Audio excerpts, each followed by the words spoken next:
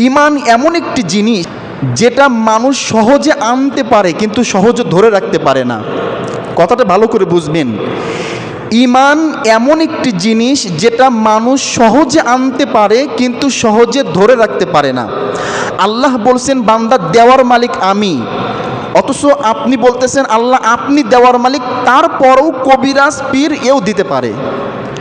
আমার সন্তানের প্রয়োজন, এই সন্তানটা আপনি দিতে পারেন বিশ্বাস করি, তারপরেও কেন যেন মনে চাই কবিরাজের কাছে চলে যাই, কেন যেন মনে চাই আমি পীরের কাছে চলে যাই সন্তানের জন্য।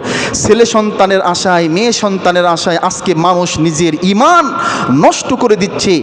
এমনও নারী আছে নিজের সতীত্ব বিলিয়ে দিচ্ছে কবিরাজের কাছে, নিজের সতীত্ব বিলিয়ে দিতেছে পীরের কাছে, সন্তানের আশায়, কোনো বিপদ থেকে উদ্ধার হওয়ার আশায় শিরক করে ঈমান হারা হয়ে যাচ্ছে। কাজেই ঈমান আনা সহজ, কিন্তু ওই ঈমানটা ধরে রেখে মৃত্যুবরণ করা মুসলমানের জন্য অনেক কঠিন।